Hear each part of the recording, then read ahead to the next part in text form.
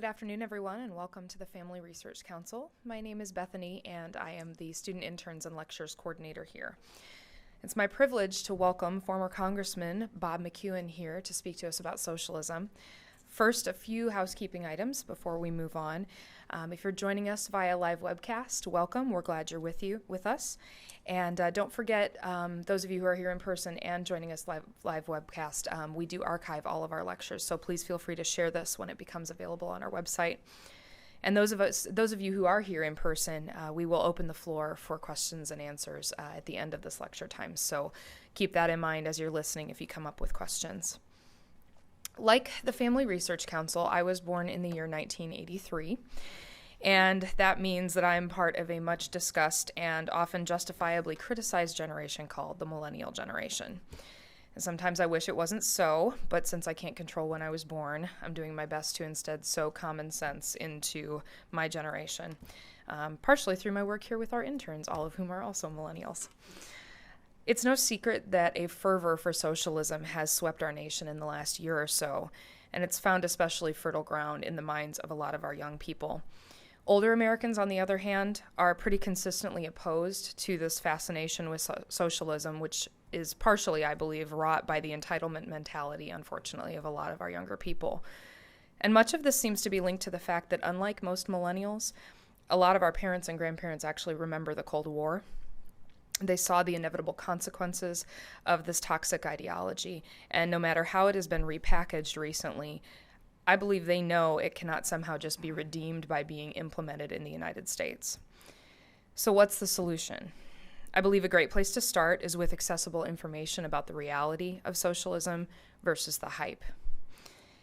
I'll give one thing to this generation that we're all a part of. We have passion, and rightly and wisely applied, this trait could actually prove to be our best feature. My hope is that we'll allow history and wise counselors, such as former Congressman McEwen, to guide us as we move forward into the future. So it's for this reason that we've invited him to speak to us here today. An outstanding communicator, Bob McEwen is a leading advocate for pro-family interests and free market economics. As such, he maintains an active international speaking schedule.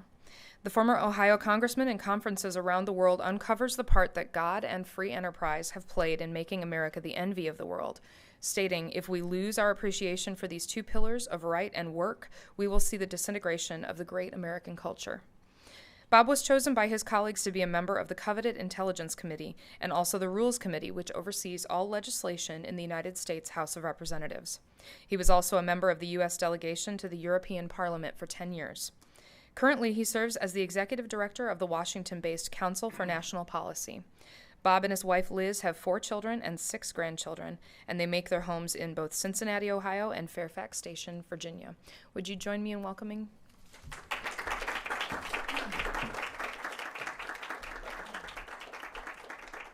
Thank you very, very much. And I was just chastising myself to realize that these are available online. I should have watched one, so make sure I do this properly. But if I don't, then you'll have to fill me in. But what I want to do is just run through, as she mentioned, talking about economics.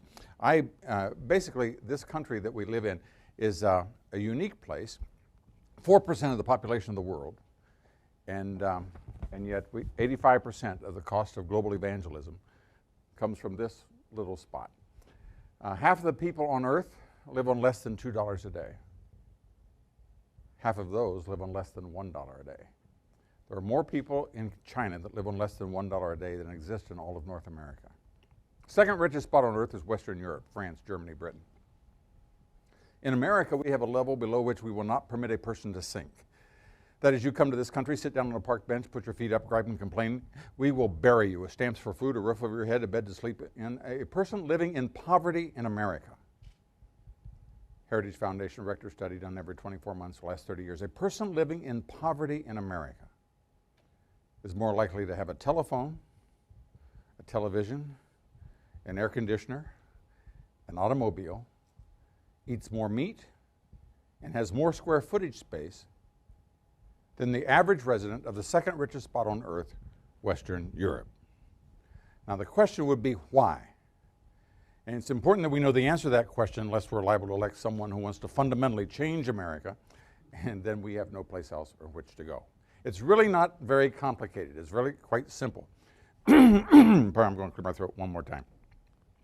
And that is, it's easy as pie. I give a speech called Politics Equals Integrity Plus Economics. Those are the only two things that we vote on. I don't care if you're in Boston or Baghdad or Belgium or Buenos Aires. You only vote on two things. That is integrity and economics.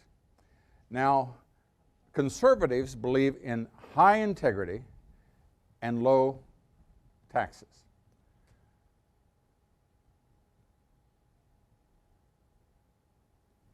Who are the Cato would be the what's that? The libertarians. Libertarians believe in low integrity, that is, it's nobody's business, and low taxes. Liberals believe in low integrity and high taxes. Now, the way that you dial those two dials, the higher the integrity and lower the taxes, the greater the wealth. The lower the integrity, the higher the taxes, the greater the poverty. And if you understand those two things, you can make any political decisions you have to. We're going to skip the first one because we don't have time for it. We're going to go directly to the economics part. I majored in economics. In fact, I enjoy economics. And people say economists are people that have an interest in numbers, but they didn't have the personality to be an accountant. So So I'm now going to share with you 95% of all the economics you'll ever need to know the rest of your life. Here it is, very simply. Let us say that this represents 100% of your income, 100% of the income of any city or state or a nation. Let us say it represents a $100 bill. And that you go into Walmart and the most expensive thing in the store is $99 and you have 100. That means that you're completely free to choose anything in the store. Now let us suppose someone comes along and takes 25% of it away from you. Well, two things happen. One is you have fewer choices. There's some choices that you can no longer make. Thomas Jefferson said freedom is having choices. The more choices I take away from you, the less freedom you have. Every teenager has had this argument with their parents. Or also the more money I take away from you, the lower the standard of living. I mean, this is really quite elementary unless you're with the New York Times, and then this would be a profundity. But the more money that I take away from you, let's suppose someone comes along and takes away half the money. What happens? Even fewer choices, less freedom, lower standard of living. Suppose someone comes along and takes 75, leaves you with 25. What? Even fewer choices, less freedom. Suppose someone comes along and takes it all. What do we call a person who works all day and keeps absolutely nothing? That person is called a slave. Now, only two people can come and take money away from you. One is called a criminal. He has a gun and can take money away from you. The other is called the government. Has a gun and can take money away from you. Here's the point. The impact is the same. You go to the pay window, you walk out across the parking lot, a fellow comes up, puts a gun in your ribs, says, I want 50% of everything you got. You go home, sit home with your wife and children. This is the kind of food we're going to have this week. This is what we can afford, a car or a vacation or a house. Or let's suppose you make it all the way to the truck and you open up your paycheck and half of Uncle Sam's already been here. And half of the money's already gone. The impact is the same. So you show me what percentage of the income of any city, any state, or any nation is taken from either integrity, criminals, or government. And the principle applies. The greater the freedom, the greater the wealth. The greater the government, the greater the poverty. And it only works this way every time. You show me what percentage, I don't need to know the name of the country. You just show me what percentage of GDP is controlled by government. And now that you know that principle, I can fly you to Tegucigalpa, Honduras, then we'll go to Cairo, and then we'll go to Istanbul and let you rent a car for an hour, go out and drive around town and come back. You will be able to plug them in there once you understand how this principle works. How do we know that's true? Let's just take for a couple of examples. This is a city called Nagasaki. It had been visited by some World War II folks, and at the end of World War II, it got its independence, it got its freedom, and there's what it looks like today. Now, at the same time, well, let's continue on. There's what freedom does to a place. The greater the freedom. At the end of the Korean War in 1953, they divided North and South Korea at the 38th parallel. I like to use this example. You can do it any place that you want, but this is very good because it doesn't have any neighbors. It's a peninsula. And Koreans have the same language, the culture, the same heritage, the same climate. Everything's the same. So you can't, I majored in economics, and the professors always explained to us that the reason America was successful was because we had a temperate climate and we were basically hard workers. We had any problems, we moved further west and blah, blah, lots of natural resources. It has nothing to do with that, nothing. Hong Kong's built on a rock. It has no natural resources at all. But let's just take this example so I can not digress too much. So at the end of the Korean War, South Korea was third from the bottom. There are no 60-year-old trees in South Korea. People tore the bark off of them and boiled them for broth just to stay alive. North Korea got socialism. The president of South Korea told me one time, he said, we got 25% of the arable land, most of the mountains, all of the refugees. They got 75% of the arable land and socialism. And over the last 5 years in North Korea, 2.5 million people have starved. The size, they're shrinking. They walk around stooped up because they eat sticks and twigs just to fill their stomach. As you know, the first thing you do, food, clothing, and shelter. The first thing you do is food, then clothing. They're starving. South Korea, same heritage, culture, climate, language, last year had the 10th largest GDP in the world. What's the difference?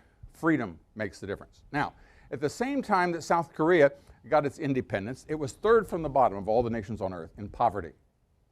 The richest spot on the planet was a place called Detroit, Michigan, and not narrowly so. It's like 18%, nearly a fifth richer than any other city in the history of mankind. There are more three-story single-family dwellings in Detroit than any place in the world. And yet, in 1957, they chose Democrats to run the city, said we can put a stop to all this. And over the last few years, so now Detroit has 40, this by the way, 100 years ago this year, is the train station, and it was considered the most beautiful public building in the world. People came from all over the world. Whenever they came to America, they would come to the train station in Detroit because of the beautiful murals and et cetera. But you can see what the folks in Detroit have been able to do for it. And there are now 48,000 single-family dwellings. They're not uninhabited, or uninhabitable. And remember, if I'm pulled up to an intersection, and I know that every time I come to that intersection, I'm going to be surrounded by thugs who stick the gun in the window and say, I want 50% of everything you produce. What happens? I don't go to that intersection anymore.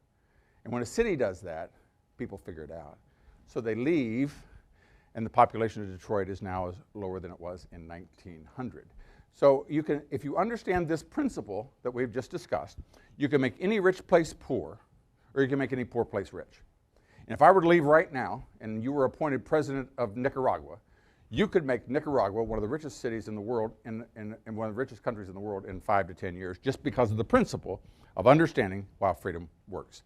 Now, the next question is why, and this is why I appreciate the chance to be with you all, because we were part of a revolution that changed the thinking in government, and we had ideas, and I was elected in 1980 with Ronald Reagan.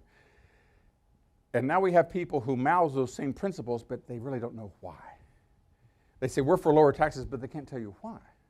Or we're for smaller government, but you can't tell you why. And so they say things like Eric Cantor said that he wanted to keep the good parts of Obamacare. Now, anybody who understands that, it'd be like my saying to you, now, I want to keep the good parts of arsenic, of rat poison. I just want to put the good part of the rat poison in your glass. So if you understand that socialism is destructive, and the degree of which you get it, 5% destructive, 10, 15, 30, and the more that you get, the worse off you are. So therefore, that's not what you want. And so that's why I appreciate the opportunity to explain that if this always happens, the question would be why? And here's why. Let us suppose you're going to buy something for yourself. You care about two things. It's your money, you're buying it for yourself. You care about, first of all, the price, because you're paying for it, and you care about the quality, because you're consuming it. And nobody can make that decision as well as you can. You might pay $4 for a cup of coffee at 7 in the morning, for which you wouldn't pay 50 cents at 2:30 in the afternoon. When it's your money, buying something for yourself, you get the maximum benefit. And the further you get away from that, if I want to buy it for you, or your cousin, or somebody in Iowa, or somebody in the further away, the less that decision is made. So the best use of your money is when you're spending your money for yourself. Let us suppose that one of these two things is not controlled by you, controlled by someone else. Let us suppose that you're going to buy something for someone else.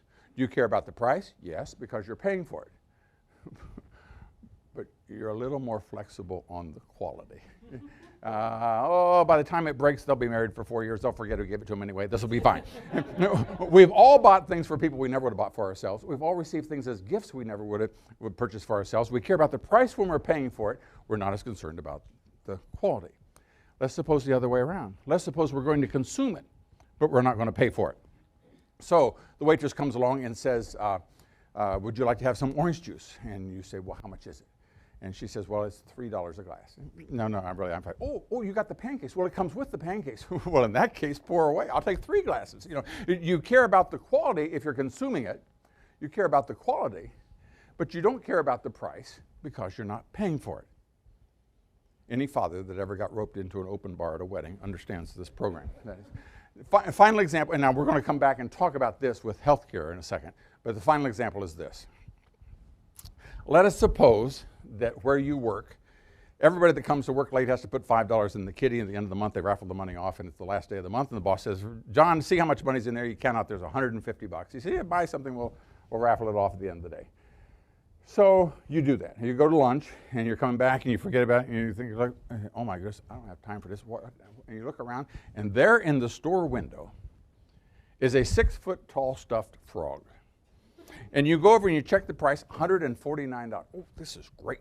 And so you buy the frog and you take it over and you shove it in the closet. And at the end of the day, the boss invites everybody down and lectures to them about being late. And everybody draws numbers to see who wins. Sally wins. What did she win? Open a 6-foot-tall frog. Everybody laughs. Oh, that's so wonderful. You got shove it into her car in the parking lot. Everybody cheers as she drives off. What is that? That is called a third-party purchase. A third-party purchase is purchasing something with money that's not yours. Therefore, you have no interest in the price. To purchase something that you are not going to consume, therefore you have no interest in the quality. Now, they say in public speakings that when you're going to say something profound that you're supposed to pause for emphasis. So I am now going to pause for emphasis. Because what I'm about to say is not Democrat, Republican, Socialist, Labor, Christian, Democrat, whatever. This is just the facts, Jack. That by definition, all government purchases are third-party purchases, made with money that's not theirs to purchase things they will not personally consume. Therefore, will there be waste in the highway department? You betcha. Will there be waste in the defense department? You can count on it. That's why we believe, as Abraham Lincoln said, the government should do only those things which a man cannot do better for himself. Why?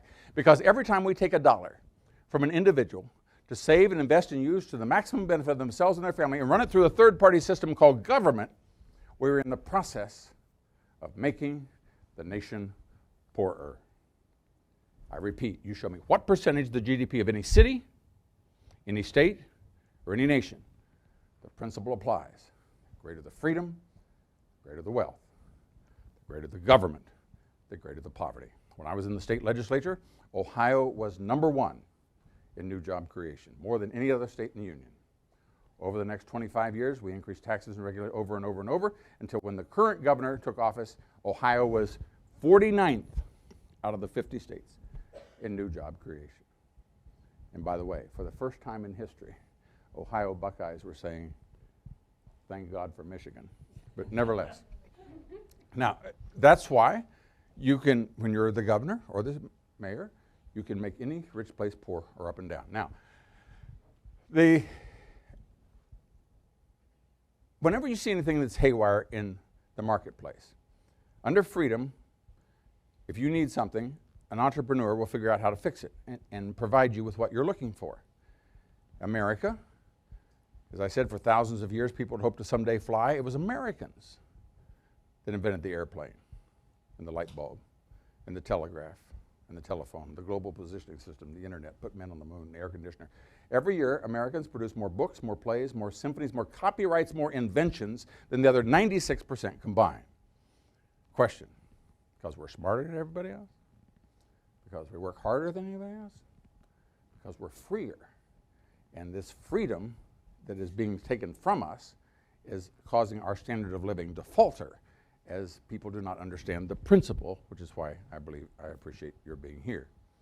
Now, I often ask people at this point, how many of you have ever had anyone complain about the price of their home insurance? Usually nobody raises their hand.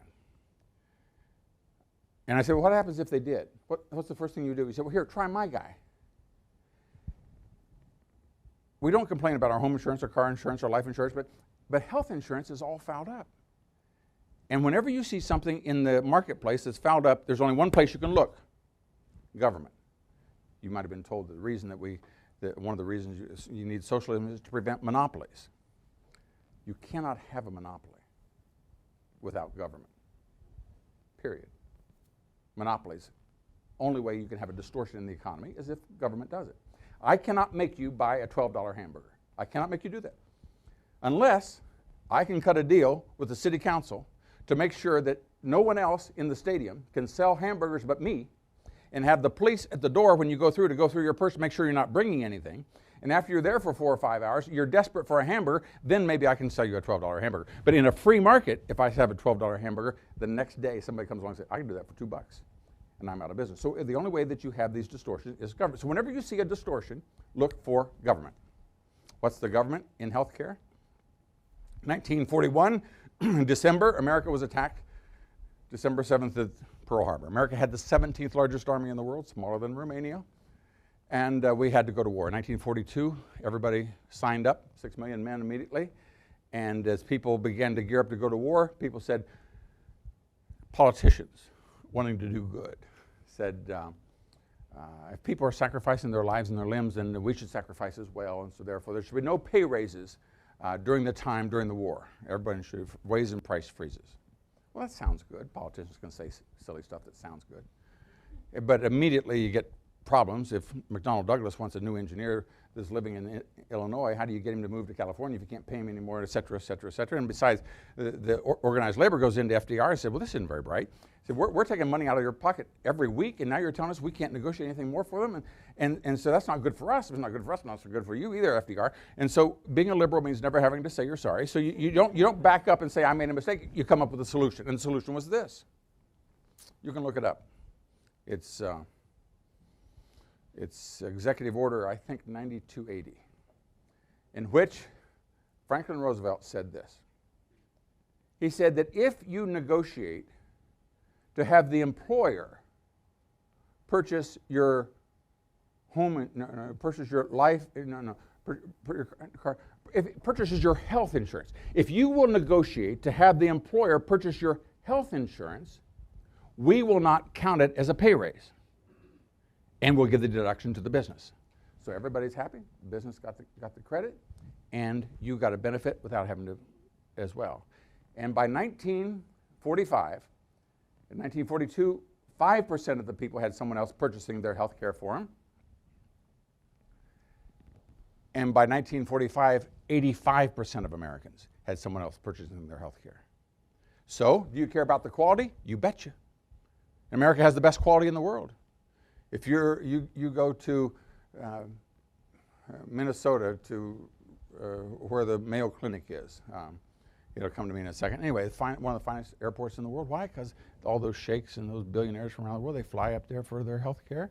If you're the Prime Minister of Canada and your special assistant needs a heart bypass, where do you send them? You go right to the front of the line in Canada. Nope, you send them to Cleveland Clinic, the best health care in the world. Now, are the prices, how are they doing? Well, they're all fouled up. Why? Because you and I aren't paying for it. So the doctor says, I want to have these 10 tests. And you say to the doctor, well, how much does that cost? He'll look at you like a cow looking at a new gate. I mean, he has no idea. He said, what do you care? You're not paying for it anyway. So when you're not paying for the price, you care about the quality, you don't care about the cost. And therefore, the costs are all distorted. Now, you have two options. Let's just, as an aside, just think about this. Suppose Roosevelt had said, well, if the employer, you negotiate to have the employer pay people's mortgages so they can pay their house, we won't count that.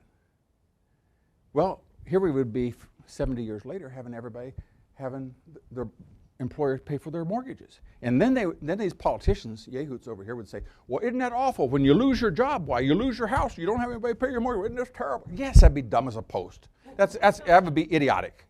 Almost as dumb as buying health care. You say, isn't it terrible? A person lose their job or lose it? Yes. Yes. I don't lose my home insurance. I don't lose my car insurance. I lose my health insurance because somebody else is buying it. So with that distortion, it can very easily be fixed. One is, how about if you go back and give that deduction to the individual, and tomorrow you have 330 million Americans buying health care. You know what will happen? Health insurance. You know what will happen? That little gecko. He'll sell you a little more coverage for a little less cost. And everybody in the world, it'll compete, and this thing will write itself in 24 hours. You say, well, health care is different. No, it's not. There are two forms of health care, health services that are not covered by insurance. One of them is LASIK, and the other is plastic surgery, or what do you call that?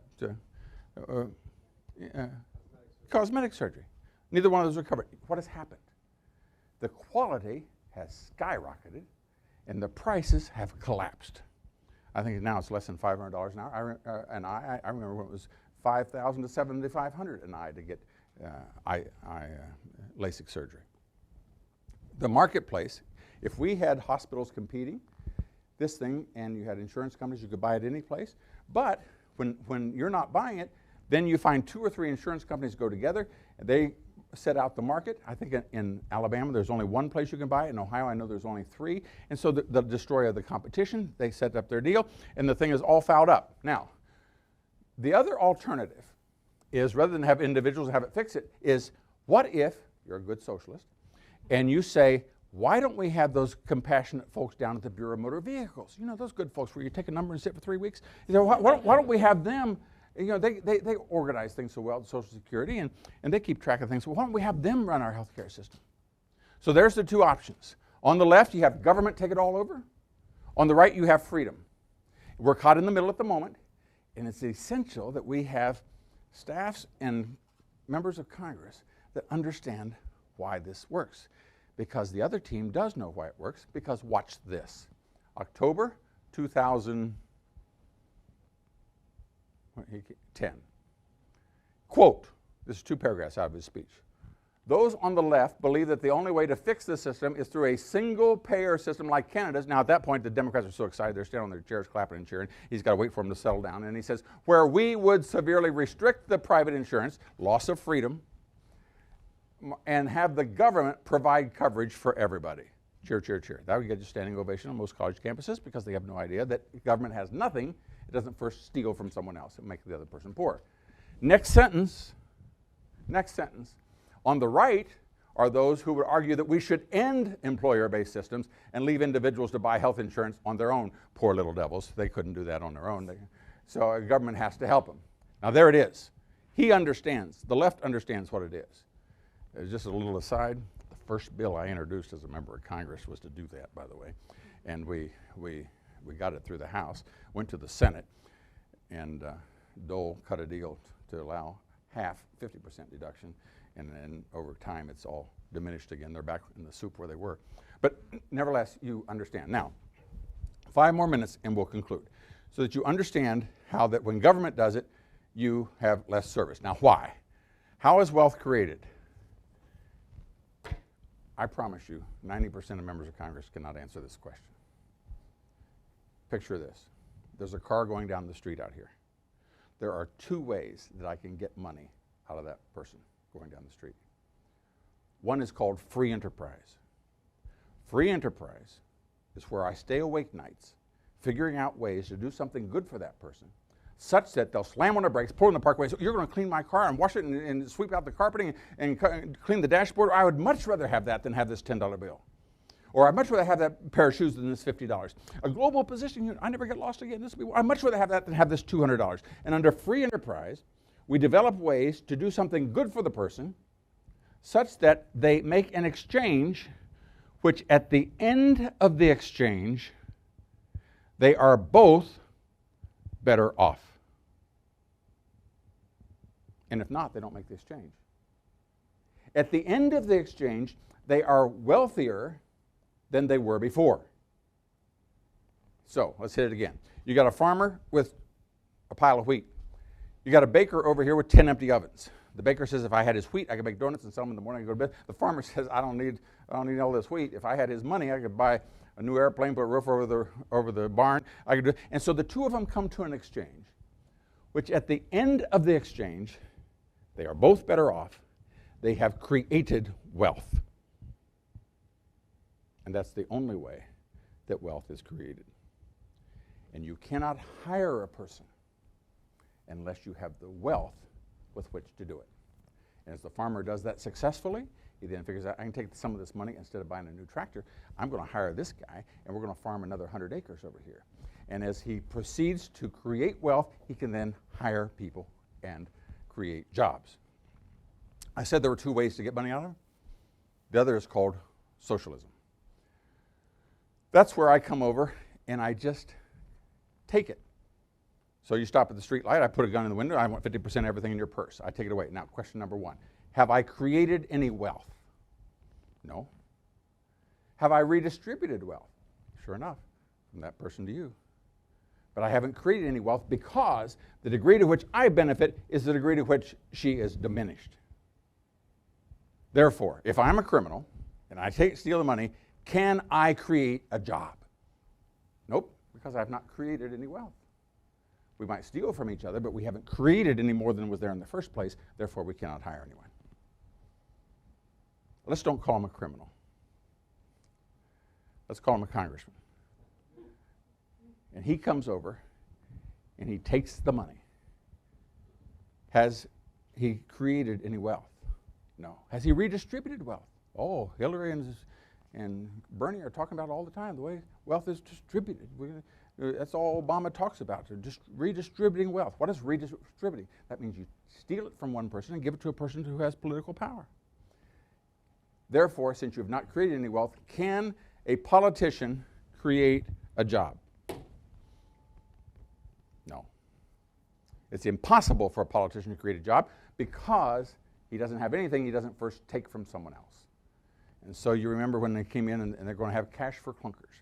And they're going to give all this money and you come in and then you go out and you buy a car. Maybe you don't remember about it, but this is a big thing that Debbie Stabenow did from Michigan when she came in. And had this cash for clunkers program. Everybody turn in these pieces of junk and they give you $5,000 even if it's worth $500. And you took that and you went out and bought a new car. And then she stood out in front of General Motors and said, look at all these new jobs we created. We're selling all these cars. No, you didn't. You redistribute because that's money that would have gone for a refrigerator or for a lawnmower or so. So you were able to redistribute wealth, but you weren't able to create wealth. Only free enterprise can create wealth. Therefore, the more socialism you have in Washington, D.C., in Maryland, in Detroit, in Venezuela, the more socialism you have, the greater poverty that you have. And we as conservatives believe in limited government because that allows for the greatest freedom and therefore the greatest creation of wealth. So I think I have almost overstayed my welcome here. With that, if you have any questions, just why is government bad? Under free enterprise, this is essential. And if you listen, you have an interest in politics, so you'll probably watch the conventions. Democrats care about groups of people. The distinction between America and a democracy is in a democracy, the rights come from the majority. Our daughter returned from a year and a half in Rwanda. In Rwanda, 80% of the people are Hutu, 20% are Tutsi. 80% voted to kill the 20%. In the course of 90 days with machetes, they chopped 1 million people to death. That's a democracy. A democracy is majority makes the right. So when you see Pelosi walk up to the lectern there in the well of the House, says, today we're going to create a right to health care. Okay, if you can create a right, you can also take away a right, and there's a term for that. It's called tyranny. In America, our rights do not come from the majority. Our rights come from God. And He's the one that gives us right, and that to secure those rights, it's in our birth certificate, it says, to secure those rights, governments are instituted among men. That's what government does. It doesn't create a right. It protects the rights that God gave us. So you can vote 95-5 to kill Jews in America. But you can't do it because the rights don't come from the majority. They come from God, and among those are, number one, life. then liberty. Notice the sequence. Liberty is of precious little value if you're dead. You have to have life first. Life, then liberty, then sewer systems and overpasses. But the first thing you do is life. So anybody that says, as Barack Obama, where do you stand? Well, that's above my pay grade. If you're in government in America, your responsibility first and foremost is to protect life. I don't care, dog catcher or president of the United States. The purpose of government in America is to preserve life and then liberty. And they're going to say, well, I don't want government involved in the bedroom, and I don't, that's between a woman and her doctor. No, you're in the wrong country, honey, because this country was established for the purpose of preserving life. And so people could escape from around the globe. When they got here, they get all these inventors and the Teslas and all these other people who come here, and because they then had the freedom that they could prosper. Socialists honor people because of the group that they're in. So when you listen to the Democrat convention, they cannot say American. Everything is a gay or a woman or a Hispanic or African American. Everything is always a group because that's the way they see people as groups. And they think, and their power comes from the group. You listen to the Republicans. They're going to talk about builders and savers and producers and farmers and people as to what they do, because we're all equal in God's sight. And there are no such things as women's rights. There's no such thing as an Hispanic right. There's no such thing as an African American right. There is no blonde left-handed right. There are rights that come to all of us. They come from God, and America was established for the purpose of protecting and preserving them. So, questions?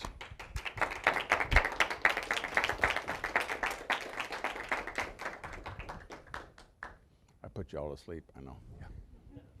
Hi there. My name's Anna. Earlier. I was wondering, all right. Hi there.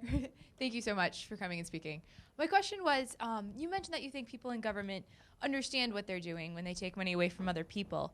But the reason that they're in government is either through corruption or through votes. So for the large majority of people who aren't in government, where do you think they err in this? Do you think it's what Bethany said and it's a sense of entitlement? Or do you think that it starts from somewhere else other than that? I think that's a very, very good question. It goes to the heart of it, and I very simply, you can't correct a problem if you can't diagnose it properly, which is the whole problem with healthcare, by the way. And that is that people do not know where wealth comes from. So when I speak in college campuses, what I do is I start the meeting I just say, where do you think wealth comes from? And they all stand up, well, the rich and the powerful and the white and all this. I say, yeah, I understand all that, but where does wealth come from? Well, Wall Street and I make them do it for 8 or 10 minutes. Then finally I say, all right, fine, gang. You don't have a clue where wealth comes from. So now we're going to talk about it. And you systematically walk through as to how wealth is created. Now, if you grew up on a farm and you raised a pig at the 4-H sale, or you planted corn, you understand all this. And when America was agrarian, everybody did. And the difference between, and let me just, this goes to the heart of things. Under socialism, people don't like the wealthy because you can't be wealthy. If you and I go to Mexico, you and I can't open a filling station. We can't, Hernando de Soto, if you're ever bored and you want to read The Spirit of Capitalism by Hernando de Soto. He is an economist from Peru who sent his graduate students on the effort to go to 5 different countries, and how difficult, how long would it take, how many steps would you have to go through in order to start a business or to buy a piece of property. And in most of the countries, in Cairo and Haiti and some others, after 5 years he quit and wrote the book just to explain the 400 and some steps that you had to go to. In America, if you land here from India, you can buy a 7-Eleven by tonight. But if you go to Mexico, you can't go into the trucking business, because under socialism, the tickets to be in the trucking business only go to a handful of people. They're part of the power grid. They support the president and the government, and so therefore you can't get into that, or pipelines, or gas, or whatever. Such that, as members of Congress, when you go to a country, usually stop by the embassy and they give what's called a country team briefing. And they line everybody up there, in the economic officer and the agriculture officer and the political officer. Everybody gives an overview of the country as to what's going on. You can literally learn in 2 hours more than if you lived there for 2 years. And I remember leaving the embassy in Jakarta in Indonesia, where our president grew up. And he said, the ambassador said this: be cautious of people standing along the highway for seemingly no reason He said, because they will heave bricks at American-sized cars when they go by. Just be aware of that. Question, why? Why don't we do that? Well, the reason is, under a socialist system, the only way you can become wealthy, the reason those people are wealthy is because they've cut special deals for themselves to be protected so they don't have competition. That means that there's very, very wealthy people in every one of these countries, and you have no middle class and the poor. So if you're poor and you see somebody in a fancy car driving down the street, you know that that guy's a part of the establishment economics, and you don't have a chance, therefore you dislike them. In America, we've never been that way. We always had plastered on our wall, thou shalt not kill, thou shalt not steal. Number 10, thou shalt not covet. When you travel around the world, people often come up to us and say, you know, I've been to America. My wife is a very engaging sort. And she would begin, she said, well, is there anything about America that surprised you or startled you? Or what do you remember most about America that you didn't expect? The answer that comes back more than anything else is this. You don't have walls around your property. You don't know where your yard stops and where your neighbors begin. Now stop and think about that. All over the world. The second you cross the Rio Grande, they not only have walls around, they have cut glass in the top. You have walls every place. But in America, we never did. Why? Because we never wanted that person's house. When we grew up, we didn't say, I want to steal that guy's house like they did in the French Revolution. One of my best friends was a former Attorney General in Costa Rica. We were visiting recently. I'd done the prayer breakfast for the president. And we went out to eat, and Rosa and my wife went in the restaurant, and Juan Edgar and I are standing there talking, and he keeps talking and talking. I said, you know, Juan Edgar, in the restaurant. Mm-hmm. Yeah, just a minute, Bobby. Finally, after about 15 or 20 minutes, somebody materialized out of the woodwork somewhere. He reaches in his pocket, he gives him some money, and we go in and eat. He had to pay someone to watch his car while we're in the restaurant. And that's one of the best countries in Latin America, because in those socialist countries, you covet what other people have. In America, we never said that we want to steal that guy's house. We want to say, someday I want to have a house like that. Someday I want to have a car like that. And we know that under free enterprise, we have the chance to do it. Now, the degree to which we destroy free enterprise is the degree to which we destroy hope of creating wealth, and we have very, very wealthy and the poor. Now, listen to this, gang. For any one of your friends that doesn't know how to vote this fall, this is the worst ever. We've never even been close to this. Never been close. For the last 7 years, 95% of all the new wealth created in America has gone to the top 1%. And who says that every time he speaks? Bernie Sanders. And all those kids stand up and cheer and say, socialism, socialism. And that's exactly what created it. That's exactly what did it. Why? Because as everyone in this room can afford this pen. Everyone. But if I ask you, do you want to buy it? You'll say, well, how much? I'm not going to tell you. Doesn't matter. You can afford it. You want to buy it? How much? I'm not going to tell you. You will not buy the pen until you know how much it costs. When I don't know, by the way, last week, my health insurance went up $440 a month. Now, as an employer, and you don't know through Obamacare or whatever how much a new employee is going to cost you, you will not hire them. So there are, and I want to figure this out, Randy. I want to count. I want to know what the total number of people going to work on January 20th, 2009, and today. How many people have lost their jobs? That prevaricator said yesterday in North Carolina he's created 14 million new jobs. We've lost 3 times that. So that's immaterial. That's like saying you got a field of tomatoes, and we have 14 new plants. Well, big hairy deal. You lost the whole field in the process, so we need to hold them accountable. So people are not hiring folks because they don't know how much an employee is going to cost. Therefore, for the last 3 years, for the first time in the history of the United States, we have destroyed more businesses every year than we've created. I'm going to say it again. For the first time in the history of the United States, we have destroyed more businesses than we created. Even during the Depression, we've done it for 3 years. So, if you don't create a business, you don't create a job, unemployment goes up, people will not invest, so they leave it all to circulate among themselves by loaning it out or elsewhere, not creating new jobs. So all the new wealth that's been created has gone to the top 1% because of them. And I repeat, it only works this way every time. When Margaret Thatcher took office in '79, the socialists had been in control, and they kept ratcheting up the income taxes on the wealthy. And they got increasingly mad because every time they increased the taxes on the wealthy, there were more and more Rolls Royces on the street. And said, well, get them, get them, get them. Why? Because if you put it at risk, you could lose it because of the very high taxes. So they said, forget that, I'm going to consume it. So they put their money in yachts and fancy cars. Same thing happened to America. And when Ronald Reagan came in, and we were losing jobs at $250,000 a month, stock market was at 300. When we lowered taxes, it was at 70% federal taxes.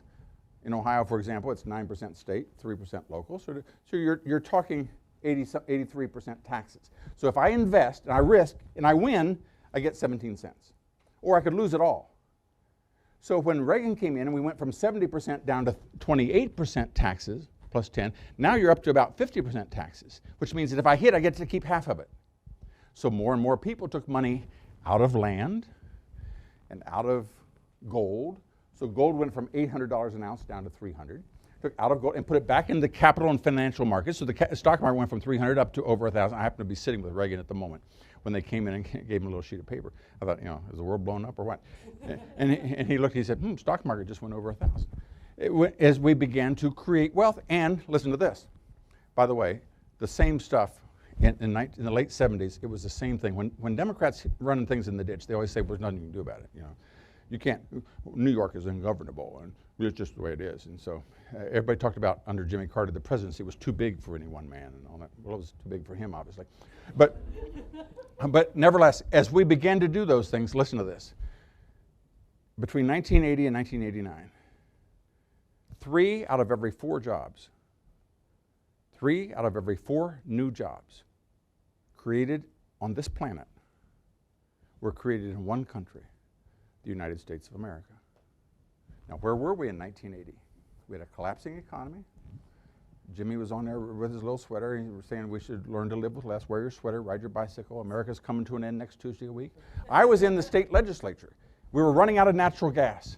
He declared an emergency. And so we passed this emergency legislation that natural gas could only be sold to residential users. They weren't going to waste it on those horrible businesses or decorations or something because we're running out of natural gas. It's going to be gone in short term, so therefore it should go only for residential purposes. 11 of us voted against it. We said it's nonsense. That was 1978, 88, 98, 2008, 2018. That's 48 years ago. We can't calculate the amount of natural gas that we have because we have 100+ years. After that, it doesn't matter. Who knows what's going to happen in another century. We know that we have America has more natural gas, both in reserves and production, than any nation on earth. Those folks, liberals and socialists, can foul up a 2-car funeral. Because they do not understand what creates wealth. And now that you do, and you can tell your friends that any politicians that offers to give them anything cannot give them anything they don't first steal from someone else. And that just takes away your freedom and your liberty. What is your opinion of the Social Security system? Do you think it should have been started in the first place, or do you think there's something that could be put in its place that would be better? I think something much better could be done. Chile was in the condition that we're in the 1980s, and they went to a privatized system until now. That is where you get deductions to save, and what you produce, so the reward comes to you. Right now you can pay it into it and you die tomorrow, it's all gone out the window. So there's no incentive to do that, number one. Number two is that the average lifespan, when it was created in 1935, here's how government really thinks a lot. How did they choose 65 in the first place? They chose 65 because the one that was introduced by Teddy Roosevelt and Woodrow Wilson chose 65. Why did they choose 65? Because Bismarck had chosen in 1896 65 as the retirement year. In 1935, the lifespan of the average male was 55. So it's 10 years after the average lifespan. Well, now the average lifespan is 71 or 72. So if you didn't get any retirement Social Security until 10 years after that, nobody would get it until 81, 82. There'd be no problem. But it's when we lowered it to 62 and people lived to 85, anybody with a calculator or abacus or a finger can figure out this isn't going to work. And that's so it has to be fixed, and it can only be fixed through free market opportunities. Because, as Margaret Thatcher said, socialism only works until you run out of other people's money. As an aside, and I mentioned half of my speech I'm skipping, it also applies to integrity. I tell the libertarians that libertarianism is great until you run out of other people's morality. And that as long as everybody is, you're in a Christian culture where people give your word and they're expected, when they sign a document, they're expected to honor it. And you respect people's life. Then you say, all right, if I want to sleep with my daughter, what business is of yours if I get smoke pot and all that? That's cute. But you can't have a free enterprise system in Congo because there's no integrity. And you have to bribe everybody when the truck's going down the highway. You have to have your own army to run the borders of your factory, et cetera, et cetera, et cetera. So you have to have the integrity, the spiritual value system of America, coupled with a free enterprise system. If you do away with either one of those, you end up in poverty. And the socialists say you don't need either one of them. Libertarians said you only need half of them. We understand America needed both. I think I have overstayed my welcome. Unless there's one other question, I will leave you alone. So, thank you all. Oh, sure. Go ahead. You all right there? Okay. Okay. Thank you all very much. Delighted to be here.